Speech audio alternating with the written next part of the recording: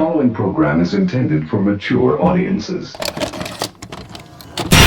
It's the music, movies, and shows you love. As if we care. And hate. You ain't gonna like it none. And love to hate. I didn't expect that at all.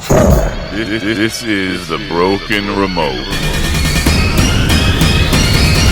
Coming to you live on tape on this August 6th, 2025. A colossal crossover event between the Broken Remote and the Broken Helmet, as there is big news across the media landscape as the WWE is coming to ESPN. ESPN has just opened fire. It is now all-out war on the old cable system. They have decided, you know what, we are just going to go after everybody. Nobody is going to be safe here in this battlefield. And we are going to not only get the NFL Network, which they booked last night, they're going to turn around this morning, and unbeknownst to anybody, because I had not heard this coming from any other news outlets. I didn't see it on Twitter. I didn't hear a peep of this. And from what I've heard all across podcasts and Sirius and CNBC this morning, nobody else did either. ESPN has now decided, you know what else we're going to do? We are going to grab WWE and all of those pay-per-view events, right? All 10, 11, there's probably going to be 24 before it's all said and done. We're going to get all those pay-per-view events, now known as premium live events, and we are going to roll them also into the fold of our direct-to-consumer DTC app, which is going to be costing $30 a month. It is a ingenious play. And for the WWE, they have now straight fallen into the NFL model, where you tried your own network. For whatever reason, it didn't work out. NFL's did to a degree. They just didn't make headway financially the way they thought they were going to. And then figured out, you know what? Cable model's dying. We have product. And I know I talked about this last night. If you had listened to the Broken Helmet show from Tuesday. But we have product. And because the media landscape has now become just like blood-infested and shark-infested waters with chum hole in it. And everybody is just searching for content and new meat. We're just going to break up our NFL product and then sell it to each one of these sharks for more and more and more money. Right? That was the NFL adjusted plan. Work to a T. Now they cash in with this 10% equity stake in Disney or in ESPN for the NFL Network. WWE, on the other hand, they launched the WWE Network, $10 a month, 2014, I think it was. Get rid of the $50 pay-per-views. They roll it all into their, I don't know what the price was. It might have been $15 a month. Maybe it was $10 a month. I can't remember what. They decide at some point it's not working out.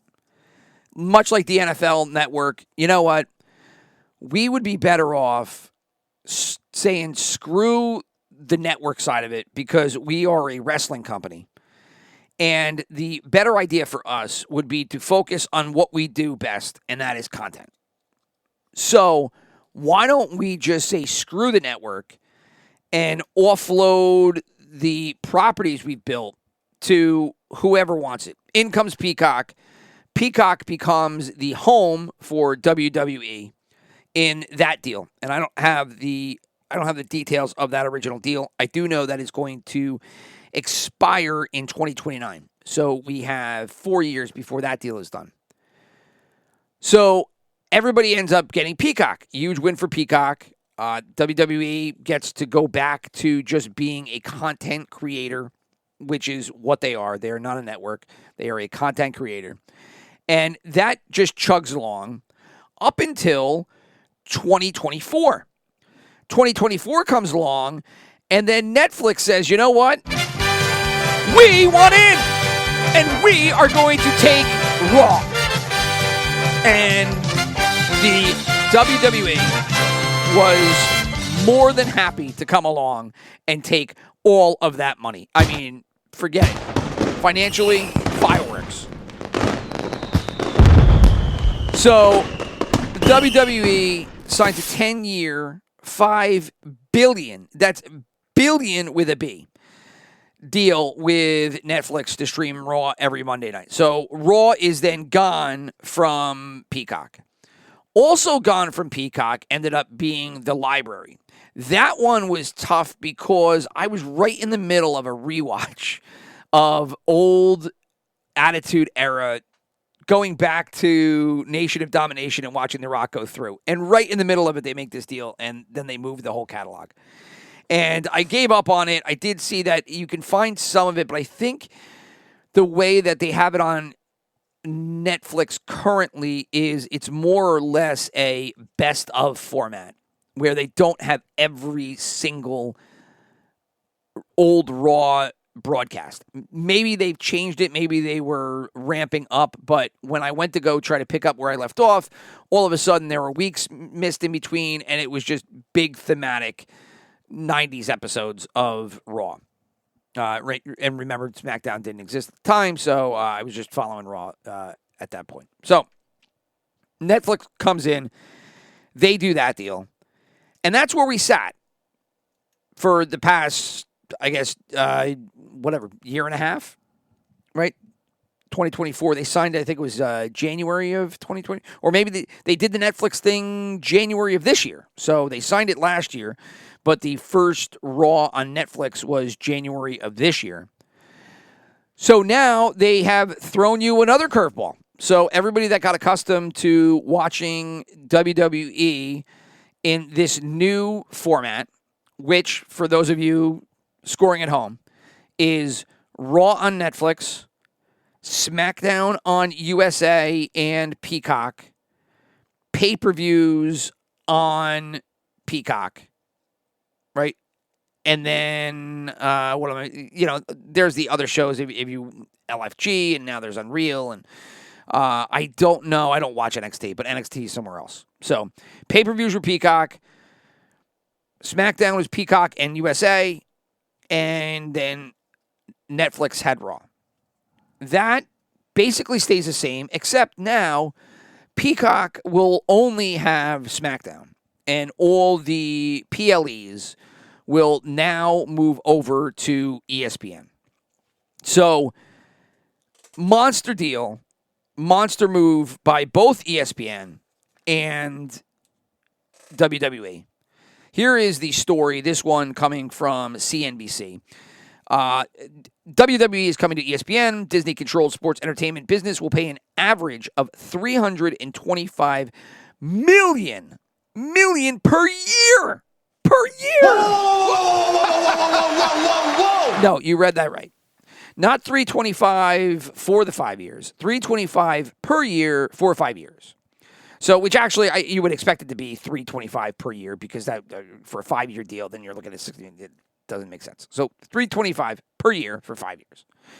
So, what are you looking at there? $325 times 3 brings you up to about the billion, plus another it's about $1.5 billion, right? So, it's a 5-year, $1.5 billion deal. And you want to compare that to the Netflix 10-year, $5 billion deal, which ends up being about $500 million a year. So this is, I guess, on average, less than the Netflix deal. I'm not going to do math here on podcast. Nobody gives a fuck. But 5 years, $325 for the U.S. rights to WWE's biggest live events, including WrestleMania, Royal Rumble, and SummerSlam, beginning next year in 2026. According to people familiar, blah, blah, blah, blah. Let's see. All of the 10, so there was a total of 10 right now. Now, that's 10 premium live events. I don't know if 10 counts SummerSlam as one and WrestleMania as one because technically now those are two. I mean they're two broadcasts. 2 unique cards. They're 2 broadcasts. You could call it the same thing, but it's actually 2. So if you want to add those 2 days, you're talking about 12 premium live events. Although I guess if you're doing pay-per-views, you probably would pay for 1, so I guess they would call it 10. I don't know. This whole thing's getting so convoluted now with them making so much content and splitting all of these things into 2-night events. That's going to be a podcast that I will do after this because I actually went to SummerSlam both nights, and I was going to do a podcast. I just haven't got to it. Now, all of a sudden, there has been all of this warfare on the broadcast front involving ESPN, NFL Network, WWE. So anyway, back here, all of 10 WWE premium live events will stream on ESPN's new $30 per month, $29.99, whatever, $30 a month, direct-to-consumer platform. Select events will simulcast on ESPN's linear networks. No way! No, I swear to God. That's what they're saying. So then the question becomes, if they are going to simulcast certain events on linear networks, what do those events be? What will those events be? I guess is the correct English if my brain wants to work with me. Select events will be simulcast on ESPN's linear networks. And the reason that becomes interesting is because of the new consumer wallet, if you will, and how certain people are going to try and digest the new parsed nature of their content digestion. Are you going to go and get the ESPN $30, and I'm talking strictly from a WWE fan, right? You have your cable that you're paying for, or your streaming that is ranging you probably anywhere from $100 to $250 per month, depending on what distributor you have. Are you going to go out and spend an additional $30 a month if you are already getting on ESPN SummerSlam, Royal Rumble, and WrestleMania, the big 3? Do you want those other 7, right? We're going to say it's 7. Do you want those other 7 pay-per-view events for $30 a month? That's kind of how it breaks down in my mind if you're trying to crunch the numbers specifically. But I would imagine ESPN's not stupid. Disney and ESPN want to take over the world. And I imagine they are of the same mindset that why would we give the big 3 for free across ESPN? No, our better approach would be to offer some of the low-hanging fruit on our linear networks so that some of the fans enjoy it. We're not sticking our middle finger up to everybody, but it gives a little taste and will force the diehards to get what they really want, which are the big 3, right? You give them a little bit of the drug so that they come back and buy more. So we're not going to give them the big 3 across ESPN. Why would we do that? Because if the casual fan or the mid fan, right? Mid. What kind of fan are you? I'm mid. If they get the big 3 on ESPN, they probably won't pay the $30 if they're a strict WWE fan, and that's what we're considering here. So I would imagine the select events being simulcast over ESPN's linear networks will be Junkola. Yeah, I'm sorry, WWE fans. I don't want to make it, I don't want to offend you. I'm just saying that not all of these things are really great events. Don't be rude. They're not. Sorry. Some of them are bullshit, and you guys just buy them because you're addicts, which is fine. I get it. I got my own vices as well. So, what else is important? All right. So now this is of interesting note is that TKO, right? The president and chief operating officer is Mark Shapiro, right? And he was a top executive at ESPN in the early 2000s, right? So when you think about the big business side of this deal, you can see how this whole thing rolls out. These are just the guys who have been in the industry for decades, just now figuring out how to line their own pockets. And by lining their own pockets, they're doing that for their parent companies. So this is not on a whim. These are people that have probably been drinking $200 glasses of whiskey and bullshitting about, how to take over the world, especially at broadcasting. And here we are now. So Shapiro was over at ESPN early 2000s. Now he is involved getting this deal done. Quote from Shapiro, "In many ways, this is our destiny. If you want to expand the audience, our fan base, the fervor around the WWE, and grow on a real significant national scale, you can't do that as it relates to the sports world without partnering with ESPN." Thanks, Mike. I agree. Now you're just going to get more corporate garbage talk. So let's go over to ESPN, right? So let's go over to ESPN and let's get a quote from them. This is from Petrao, right? Or Pitaro, whatever. Anyway, he's dead. No, I'm only kidding. That was anybody could recognize the reference. That was Stern and with dirty parts or some, or whatever the hell his movie was when he was trying to talk about that foreign guy and he couldn't pronounce the name. And he goes, anyway, he's dead. Anyway, Patero says, "Our place was built as the entertainment and sports programming network," referencing the literal meaning of ESPN.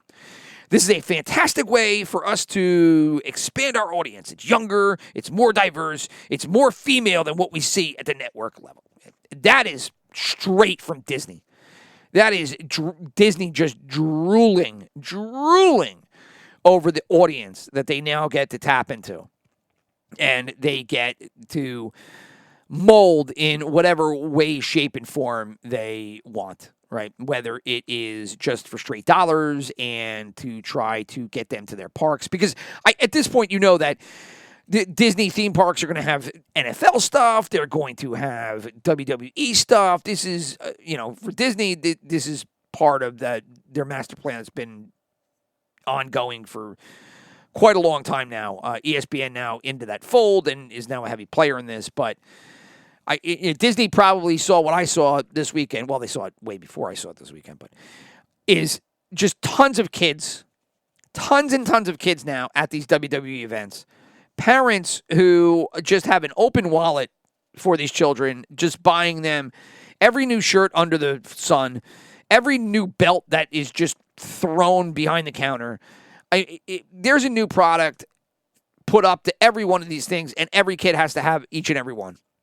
And the kids were so plenty. It's crazy to see where the WWE has come from, where I grew up with it in the 80s, to seeing it evolve and almost fall off the face of the earth because everybody just got sick and tired of all the kiddie garbage and the fact that it was just so terrible there toward, I guess the mid-Hogan years because he went on so long. But, the end of the Hogan WWE ran, they just ran out of shit to do. And it was gimmicky and, kids that had gotten older got tired of it. And then obviously the Attitude Era changed all that and brought back R-rated programming. Well, you're never getting the Attitude Era ever again. Never happening. You are never going to see raw Attitude Era. Not going to happen. You're not going to hear cursing. You're not going to see boobs come flying out at any point. You're not going to hear sex. Like, that is gone. It's gone. And it's not coming back. There is too much money to be had. And the money to be had here is all about the children. Hello, children. Yeah, it's all about kids. That's it. That's what all this is. YouTube started this, I don't know, a decade ago, maybe even longer, when kids just became fixated on watching shit on YouTube. And then you're watching your kids, and they're watching all of these 25 to 35-year-old men, or, young adults to men, making kiddie programming, breaking boxes, making forts, the oncom of I can't even, FGTV, I remember, is one. And then there was Diamond Mining Cart and all the video game streaming guys, and ultimately reached its apex with Mr. Beast. And it was just all kids fixated on it. And all of these other properties, content creation companies, whatever, sports companies, they all saw it and saw the exact same thing. They were like, that is where the money is. You want money? You go for the kids. And that is where we are now. And so now Disney has, got themselves a very young, very addicted fan base here in the WWE, as has ESPN. Back to the article, 38% of WWE's audience is women, noted WWE President Nick Khan. About 50% who attended WWE live events come with children, he said in an interview.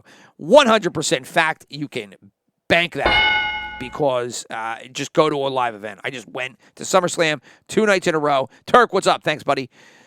And it was nothing but kids, families, belts.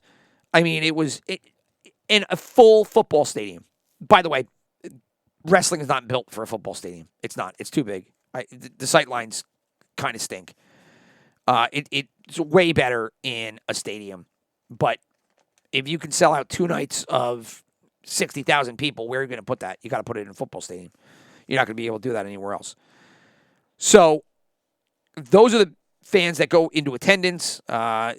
Here's another quote from Khan. It's multi-generational viewing, and we think ESPN is multi-generational viewing. Multi-generational viewing. You just make up all this corporate speak as you go along.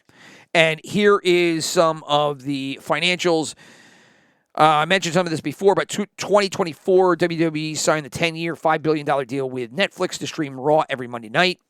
That began this year in January, and they will continue to stream marquee WWE events outside the U.S. again. And this is one of the workarounds everybody's been trying to figure out. How can they leverage their Netflix subscription to get these things? VPN, you say you're in Saudi Arabia or overseas, and then I guess people have been able to figure out a way to do that. I haven't tried yet, but obviously for $30 a month, they probably will. SmackDown airs Fridays on USA Network. Will continue to stream on Peacock. That deal expires in 2029, according to people familiar with the matter. And then we get that followed up in the same breath as the next ESPN news, and that is that the streaming service, which I talked about last night and I'm talking about again today, which will also be named ESPN, is going to launch on August 21st. So literally 2 weeks from today, right? 6th, 14, 20, about 2 weeks from today, right? So I guess it's going to be on Thursday. ESPN has been working on an all-in-one streaming app for some time in preparation for a launch coming this fall. The app launches ahead of the upcoming NFL season, the highest-rated live sports event. Fox Corp will also launch its direct-to-consumer streaming service on the same date. The app will cost, as we said, $29.99, $30 a month. But if you bundle it with Disney's other streaming services, that being Disney Plus and Hulu, it will cost you $36 a month, or $35.99 to be exact.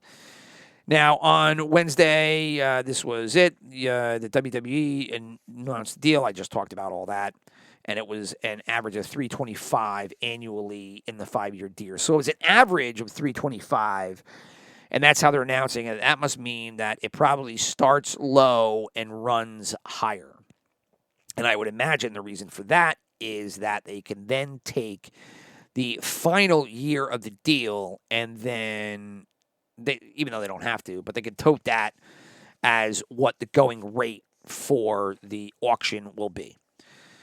And then talking about ESPN, the company also announced late Tuesday it reached a deal with NFL about the 10% stake, and we talked about that last night. Go listen to the prior version of the Broken Helmet for a episode about that. So let's break it down real easy. Here is what happens.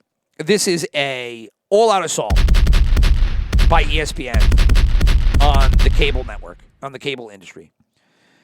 ESPN gets addicts, straight addicts, youth, Youth, we're doing this for the children. It's got to be for the children. Well, here they're just pimping the children out. We want the children, so we are going, well, they're pimping out WWE. Oh, children, you like this? You liked it? What do you like what you see here on the street corner here? Oh, yeah. Do you like that? That Cody Rhodes right there? Yeah. You like John Cena? Look at John Cena over on the other corner. You like what he's got to offer you? Yeah. $30 a month, and you get to see that 10 times a year in pay-per-view format. Premium live event format. So they just get addicts, youths, addicted to WWE programming. It's a way more aggressive play by ESPN here than it was for them getting the NFL. NFL fans are, over the top as well. However, there is plenty of NFL content everywhere else. And while they might buy shirts and hats and all that kind of other stuff, it's just kind of natural. There's plenty of public programming. They're not running around, spending. You got to go to one of these live events, and I hadn't been to one in a while, to actually see what the environment is like. You can buy as much beer as you want at one of these live events. You want a beer? All yours. You want 2? Well, you can only get 2 at a time, but yeah, sure, here's 2. Pound those, come back, I'll give you another 2. No wait. You want to get food? You want to get food and you want to get merch? Whoa. Not happening. Not happening. You are just going to wait and to wait and to wait and to wait. The lines are so long for anything related to kids. Food, merch, forget it.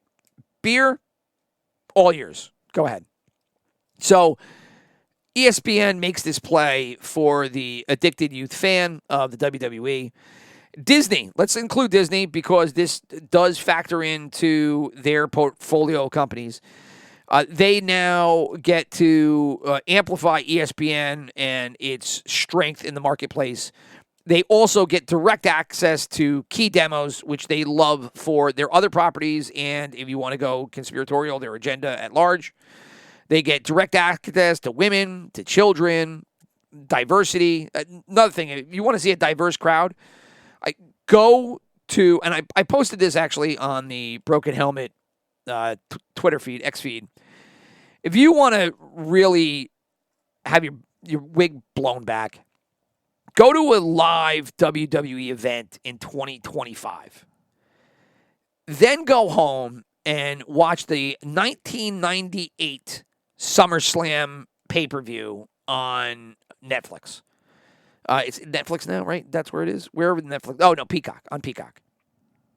Right? The pay-per-views will still be on Peacock until they move to ESPN. Netflix is only Raw. So then go to Peacock and watch the 1998 SummerSlam Open. And you will laugh your balls off. It's hysterical. It is the most white Open you could ever see in your life. And then they go through the crowd, and you can understand why. Because it is not diverse in the least bit. But again, you're talking about 1988. That is 40 years ago. 4 decades. I'm just saying that so much has changed. It's crazy. And so Disney now gets access to that diverse background. And so that's a bonus for them. And then what does the WWE get? I mean, we said it before. They just get cash. It is party time. And this just builds. It's just a piece. Just a small piece.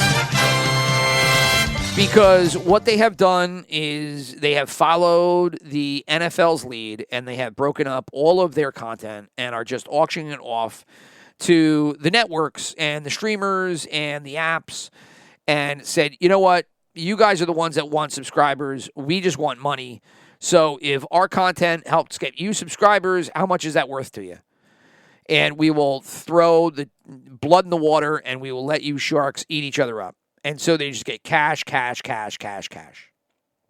And here is the newest breakdown of what's out there in terms of deals with the WWE. We will start with ESPN. It is the new pay-per-view home for WWE. It will cost you $30 a month, and that deal with ESPN runs till 2031.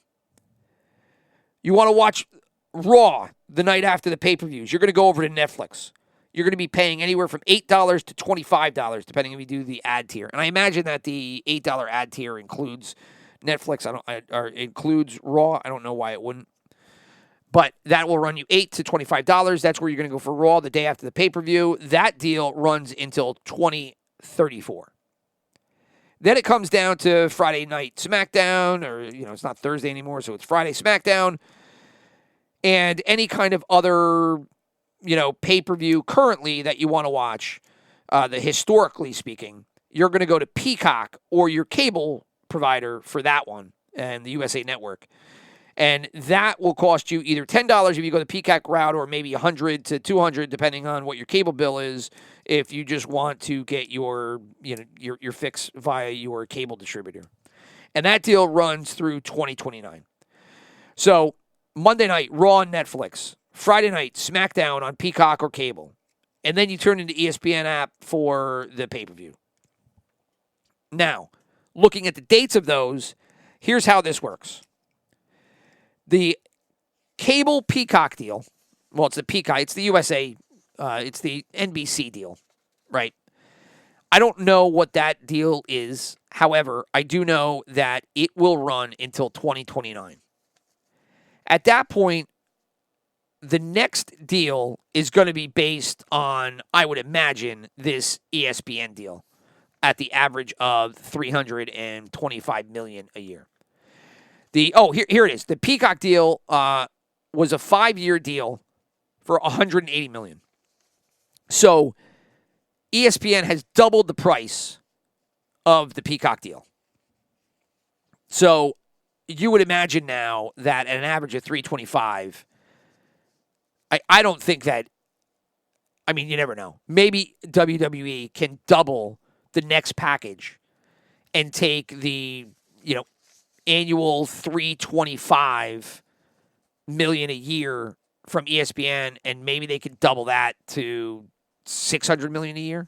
I think that's tough, but I don't think that they're going to sign a deal. Now, SmackDown is less, right? Maybe you just won't be able to leverage it like that because SmackDown is the lesser of all of these properties, right?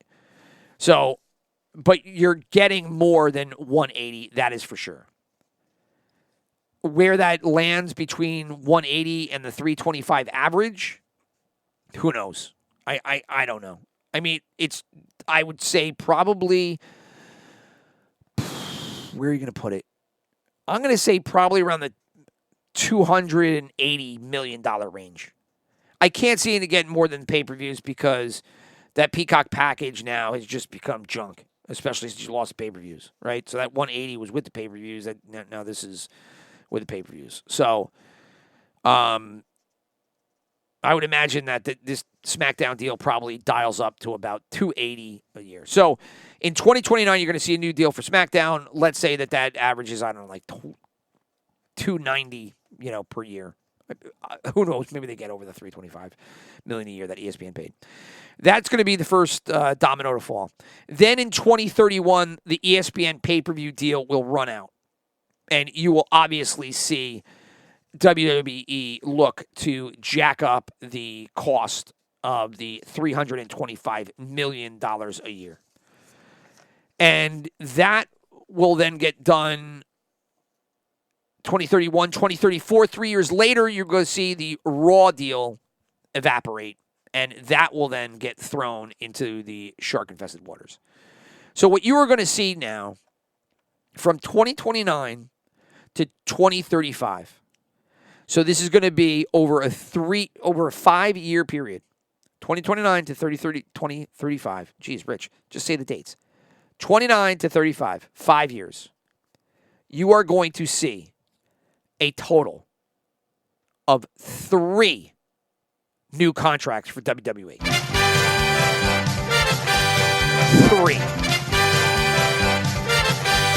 That is unfucking believable. Do you know what those numbers are going to be like? What the WWE has done here and lined up for a 5-year increase in revenue is just, it's jaw-dropping. Kudos to World Wrestling Entertainment. That's just amazing. And I think the final note here, and we'll end it here, is that the fact now is cable is dead. Cable is done. It's done. There is no more cable to be had. It is a dead product. Bundling everything and selling it through, distributors is just over. It's over. It's too expensive.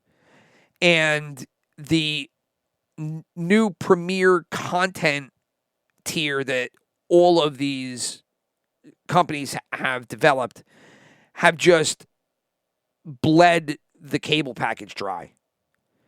And, you sit and you watch TV and you try to turn on cable, and all I do is I'll watch live sports, news from time to time, and then I will ultimately land up on some TV show or movie that is 5 years old, 10 years old, 15 years old, that I have seen a million times.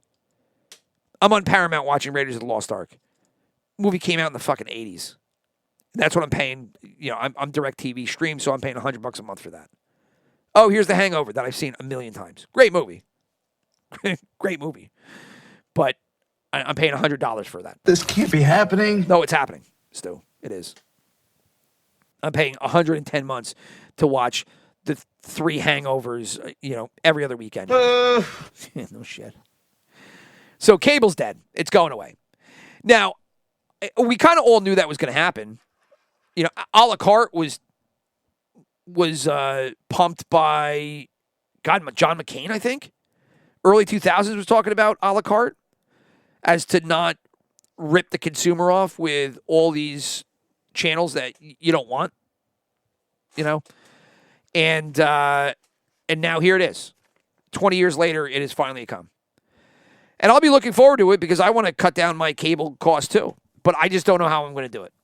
Because for me, the kids are easy. They don't watch TV. But the wife loves Bravo. The wife loves food. My in-laws that come into town are very accustomed to just watching regular TV. And you just got to figure out, how can I do this? And to the point that I mentioned on the Broken Helmet last night, the cable companies and streamers are well aware that this shot was coming across from ESPN. Because if you look at the DirecTV My Entertainment package for $35 a month, it is basically cable minus ESPN and ESPN properties. Because I assume that they fully knew that the route to go here was going to be trying to carve out $30 off their package. Pause. And then provide something where they can at least still make money along with all of these direct-to-consumer companies, your Netflix, your Peacocks, your ESPN now. And that was the way to go. But cable is dead. And that's all I got for you. So, all right. So this crossover event, I didn't know where to put it. Broken Helmet, I didn't talk about any football, but I talked about the ESPN NFL Network deal last night. And I also did a show with Will on the Broken Remote last night talking about the greatest movie in the history of film in War of the Worlds. And I said, you know what? I'm just going to record it and put it on both. Fuck it. And that's how we did it. So, without further ado, stay tuned. Tune in. Stay tuned. Don't stay tuned. Go do something else. And then tune in next time I drop an episode. I'm out of here. Peace.